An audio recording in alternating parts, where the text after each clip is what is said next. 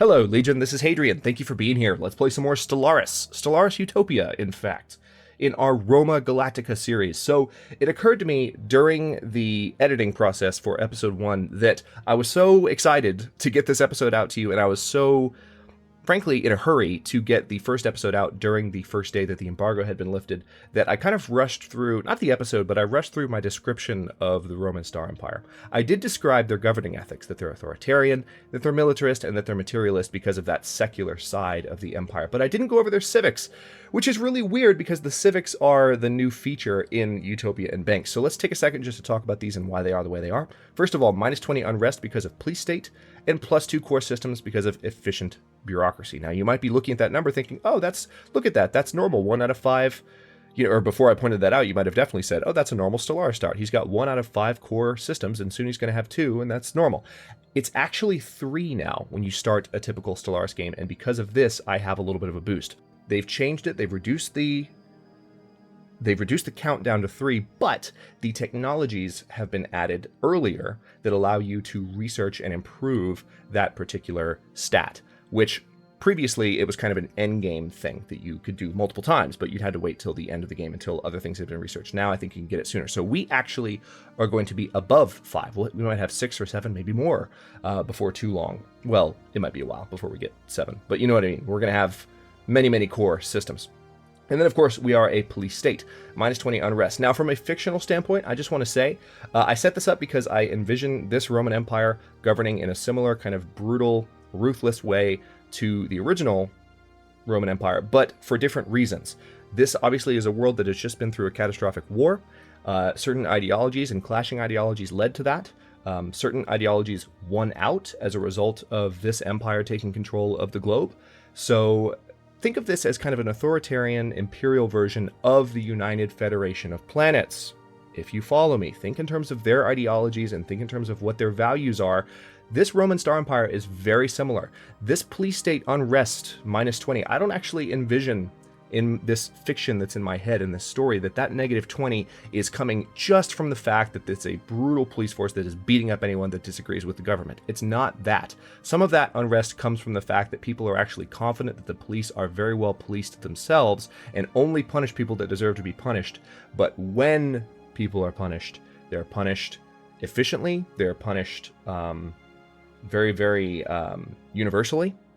Things don't get by the police, and they're punished swiftly. So that's where the police state comes from. So it's not that you dissent with the government, but when you advance ideas, and by the way, I'm not advocating this kind of government in real life, but in this fictional universe, when you advance ideas that are contrary to the future and the technological secular vision of the Roman Star Empire, the police are going to be knocking. So that's what I've got set up for the Roman Star Empire. We also are going to use a system for naming our colonies. Notice Barnard Star Prime is now Barnard Continentum. Thanks to a longtime viewer and supporter of mine, I have a awesome Latin-based naming system for my planet. So you're going to see me use that going forward. Let's go ahead and turn the game speed back up a little bit. Let's just do speed 2 while I get my bearings again. We have 6 corvettes, as per usual. And we are still working on... Okay, I've got enough to build another colony ship already, so why not do that? We built up minerals quickly. That's fantastic. All right, so this science ship is just hanging out. Why don't you go explore here? Oh, I can't wait till we unlock auto-explore. I'm going to go ahead and send them a little bit further out to see if we can encounter, kind of like I talked about at the end of the last episode, see if we can encounter the first... Okay, that's enough. They'll probably run into an interruption before then. See if they can encounter the first... neighboring empire. Now, I need as much as I can to improve my energy production. Oh no, here we go. I knew this would happen within an episode or two. Naval intelligence has reported several attacks on civilian shipping in our space within the last several months. The perpetrators appear to be deserters and other renegade elements from Earth. Gonna need that police state right about now.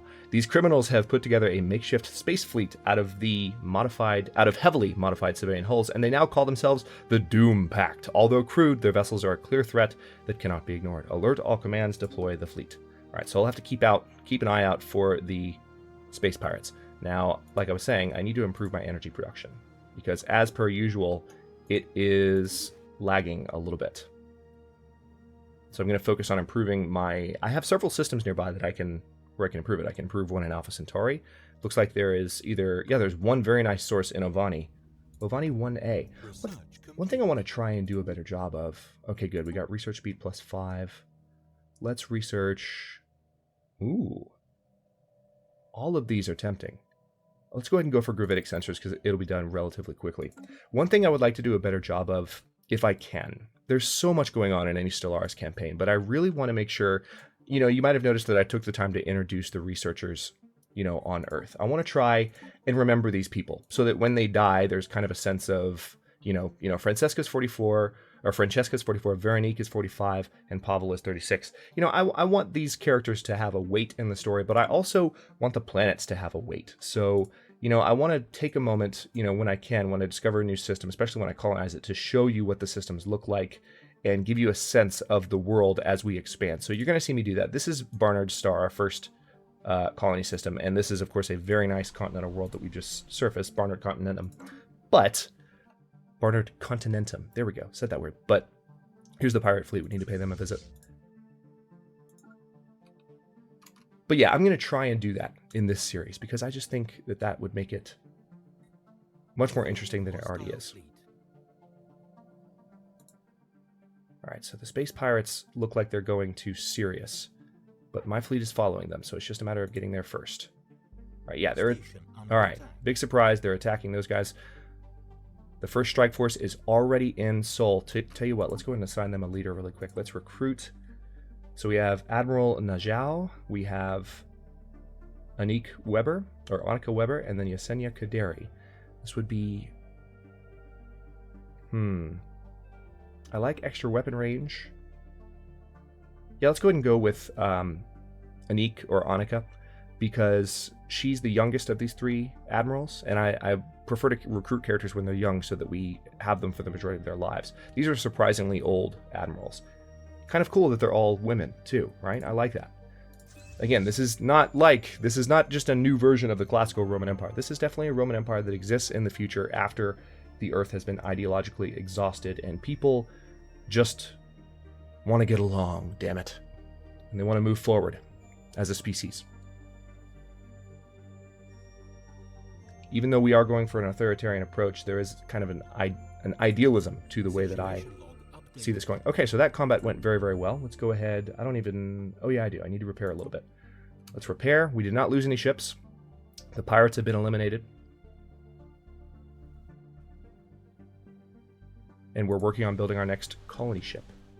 Meanwhile... Oh, hey, new tradition available already. I told you, they come quickly. So...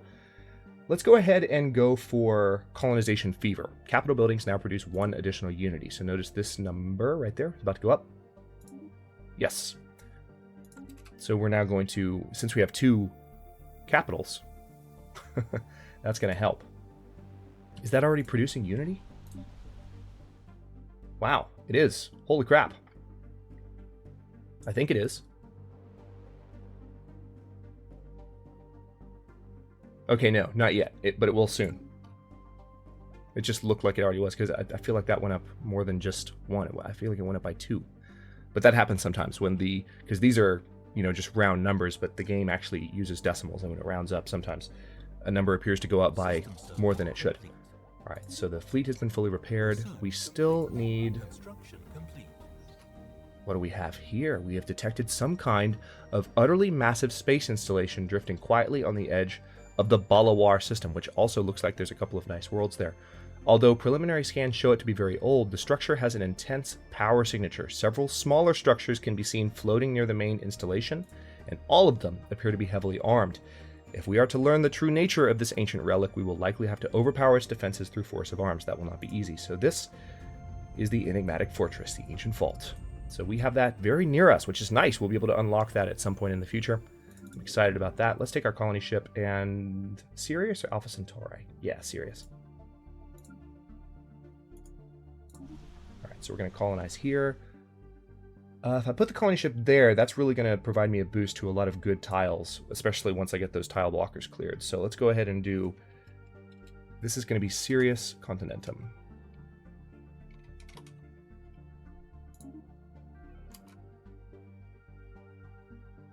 Science ship under attack. What? No, no, no, no, no, no, no, no, no, no, no. Get out. They flew too close to the space relic. Now the question is, I know that they changed, or the space station rather, I know that they changed this in the current version of Stellaris in Banks and in Utopia. The science ship now will do a better job of remembering what its orders were. So I wonder how much that will apply to all those orders I just gave to go out here. Do I have to give those again? We'll see. In past versions of Stellaris, we definitely would have to. So let's go ahead and set up a few new research options here before too much time passes. Go for the ion thruster.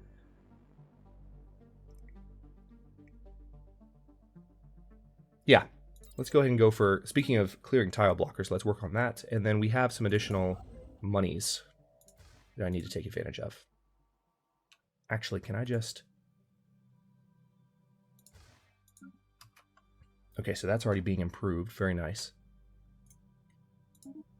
That needs to be improved. And then soon-ish. Colonization in progress. Good. Alright, that should help eliminate our energy deficit a little bit.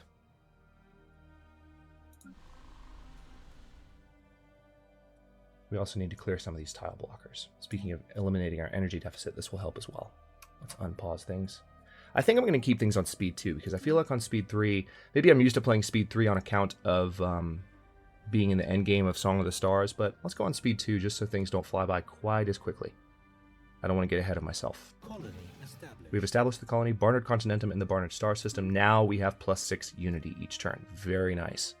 So I like that we started with that particular branch of the tradition tree because we are already making more tradition than we would have otherwise.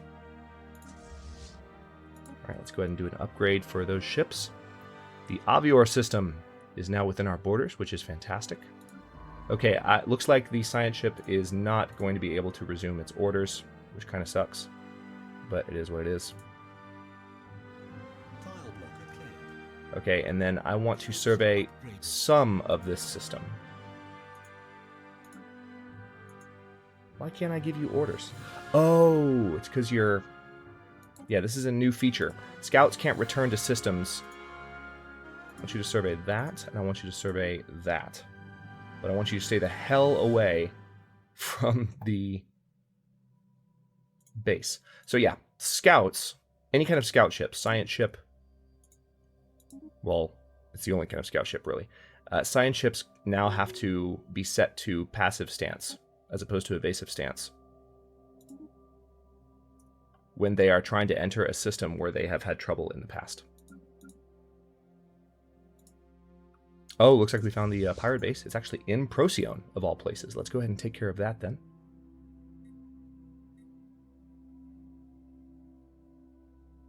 Anomaly found. There are signs of activity by an ancient precursor civilization on this inhospitable rock. We'll research it then. Could be the Cybrex.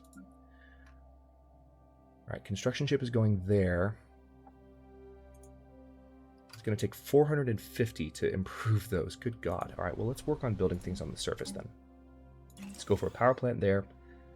This is what I was talking about in the first episode. My playstyle is very much to build on each tile of each planet what each tile has for its particular benefit. So if this is a food tile, I'm going to build a hydroponics bay. And in the past, certain people would comment and say, hey, you really shouldn't do that. You should really convert planets to be energy worlds and mineral worlds and all these things. And I was like, well, I'm really trying to take advantage of all 3 different production types and maximize each planet's natural boosts, because I am kind of playing with the long game in mind, not the long game of that particular game of Stellaris, but the long game of the game's development, because I knew that something like this would probably be implemented, and sure enough it was. This is one of the reasons that I think my playstyle is going to fit a little bit more going forward. Food being a global resource, it's kind of important that you don't repurpose tiles too much and that you do take advantage as much as possible, because now all of these resources are global. They are shared amidst your empire, right?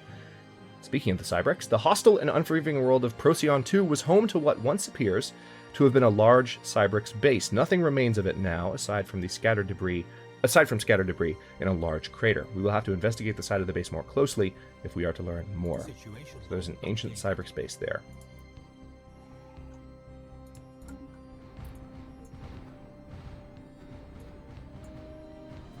Goodbye. Hopefully we won't lose any ships to this combat. We might lose one, since we're attacking a station. But we're doing pretty well so far. Yeah, one corvette is struggling a little bit. But so is the station, for that matter. I think we might pull this out. Not bad. 2 corvettes are struggling now. Should have focused your fire on one. You could have taken a ship out, buddy. What were you thinking? Okay, so we've destroyed that, and we got some minerals and energy credits. Go ahead and repair. And then we have some debris here that we should investigate. Whoa! That's not necessary. But you know what? I think I will let the science ship follow that path. So, actually, no. No, I won't. That's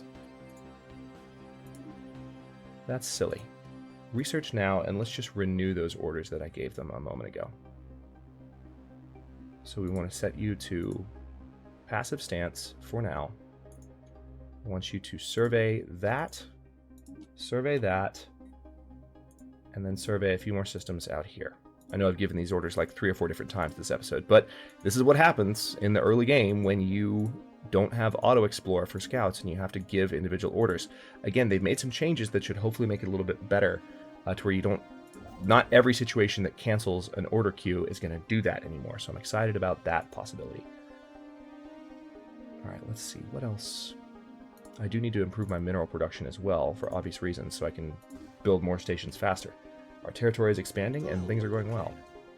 Good. Tile blocker's been cleared on Earth, so I'm going to need to build a hydroponics farm there. There's not a population ready for it, but there will be. System survey. Let's go ahead and clear that tile blocker as well. Oh hell, let's clear all of them. Ah, don't quite have enough. Need to wait just a few more days and then we'll be fine. Now we're going to stay on speed 2. This is a happier speed for the series, I think. Let me know what you think in the comments as far as the speed. I mean, I'm always open to feedback on the pacing of it, but I feel like speed 3 maybe was a little bit too Song of the Stars and not quite enough Roma Galactica.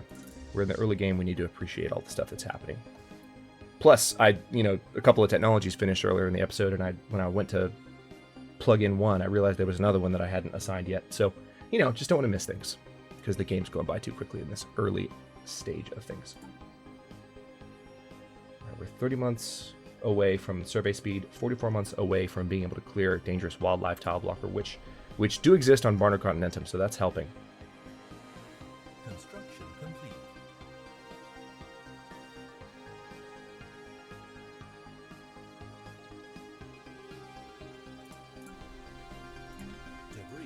Alright, so this hydroponic farm is being built. The power plant just was finished being built. And we've already queued up every tile blocker here to be cleared. So we've analyzed the debris in Procyon. We've gotten some progress on active countermeasures, some extra physics research, and extra engineering research. Very nice. Let's have a look at Barnard Continentum and see where they can use some help. Yep, we need to build a farm there. Also a farm here. So that's going to help our food production a good bit. Tell you what. Since we have so much food production, why not go ahead and set a policy? Uh-oh, we got a faction. Hang on. Oh, okay, so this is...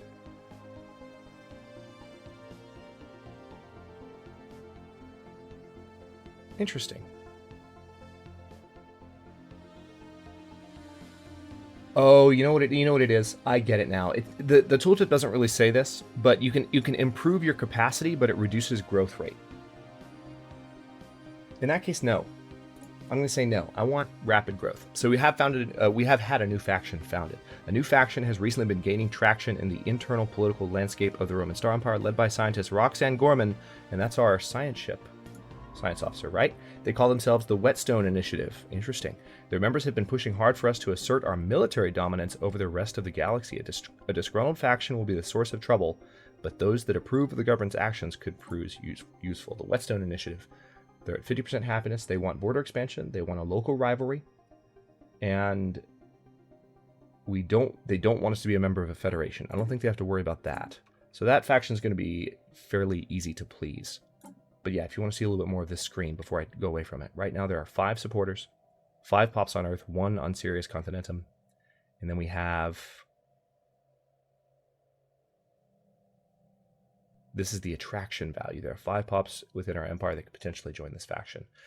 Cool. All right, I like that it's showing that much information. And then I can manage the faction by embracing them.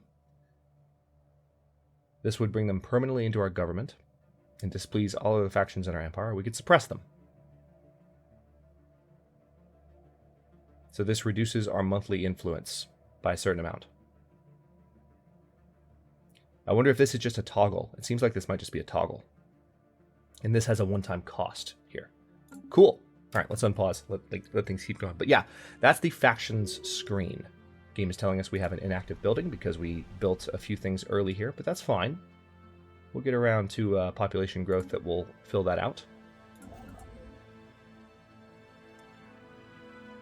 All right, we have an ancient cyber base in Procyon that we aren't able to do anything with just yet, but we'll be able to soon.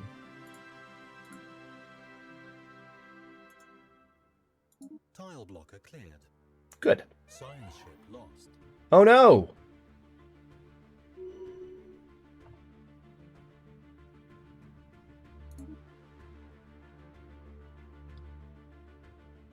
I guess the Enigmatic Fortress killed her even though she wasn't close to it. Oh, that really sucks. So does that mean that faction is gone? Who's the faction leader of the Western? So, oh, okay, Veronique Devereaux. That's our physics researcher, right? She took over. So the RSS Pilgrim's been destroyed. Well, that's sad. Roxanne, we barely knew you. Alright, so we're building a new science ship, Konsu class.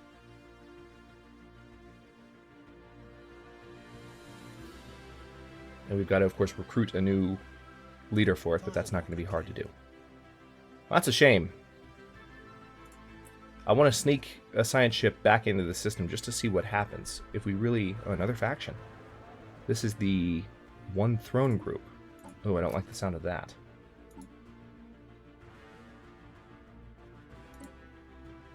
So they like an imperial rule, and they want a stratified society. So they want a caste system, and we don't have any other aliens on which to build a caste system, but we will be able to do a caste system in the future. Complete. I want to take another look at species rights really quickly.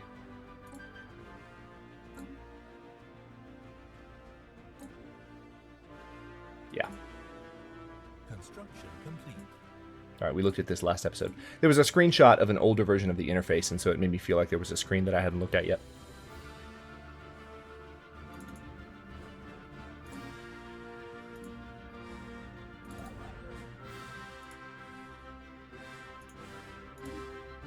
All right, definitely need to improve that. And our new science ship is here, the RSS Nomad. So we now need a new scientist. Leader lifespan, yeah, our youngest recruit possible, and with an improved lifespan. Let's go for Shan Lu. So she's our new researcher. Now, Shan, I want you to go here. And then I want you to go here.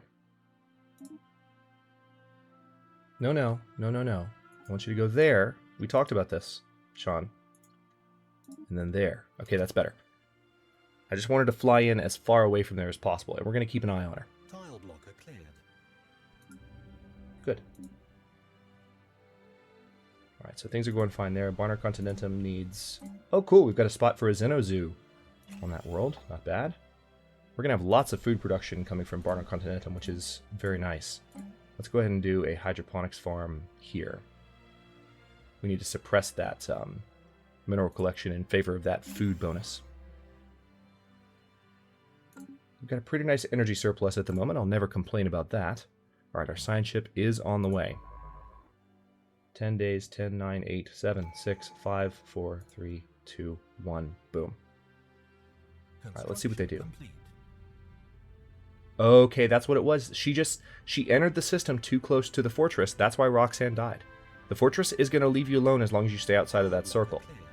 So I want you to survey this world. I want you to survey that world. Here I go, giving those same orders again. Survey that system, and then that system, and then that system. Anomaly found. There's a pattern of unusual sonic activity on Balawar 2. Leave B for now, because you are a green scientist. You do not have the experience to look into those kinds of anomalies. We have a new tradition available, so... yeah, let's go for this. The effect on increased tradition cost caused by number of colonies is reduced by 33%. God, I love this track so much. This is one of the new ones. What's it called? Towards Utopia. If you are new to my channel watching this, you should understand I am a nut for good music and for good instrumental music. And this soundtrack is extraordinary, and there are many, many times where I will just stop and just be in awe of this music. So it's going to happen. Get ready for it. So the Ion Thruster's been researched. Spaceport level 2 probably is a good idea, but so is the Betharian power plant. Nope, let's go for Spaceport level 2. I want to move towards bigger ships as soon as possible. Oh, this music. It's loud, too, so it might even be hard to hear me right now. I like to have the music turned up a little bit louder in Stellaris because it's so good. I want you guys to be able to hear it. But I know that when a track like this is playing, it might get a little bit tough. So feel free to leave me comments about balance, and I can always tweak it in the future going forward. You know, I wouldn't want to drown out my voice too much, but this music is too good to, you know, be quiet with, you know? Really want to let it play. Alright, we are not far away from... see, this is an instance where this should put us up to 89, but because of rounding up, this might actually go up to 90 at the end of the month, because of the way it works. Okay, in this case it's 89, but that's an example of what I was talking about with the round numbers and the rounding up. So we're 26 minutes into this episode. I'm going to go ahead and cut this one here, and the next one we are going to continue building up our energy surplus and our mineral surplus, as well as establishing new colonies in Alpha Centauri and the Balawar system. We are going to colonize Balawar. We just have to be careful for the time being. Well, maybe we're not going to colonize it right away, as much as I would like to, because that's not really a big world. So maybe I need to go out this direction instead. Take out the space amoebas after a while. They might even be gone now. They might not be there anymore. I can send the Strike Force in to check out next episode. So yeah, we're going to do some more scouting and see what we can uncover, again, on Speed 2 in the next episode. Thanks very much for watching. If you enjoyed this one, don't forget to like the video and subscribe to follow along. New science fiction, simulation, and/or survival content airs every single day at 6 p.m. That includes new Roma Galactica episodes on the channel. That's 6 p.m. Eastern time, by the way. Comments are always welcome. Let me know what you think, and I'll see you next time.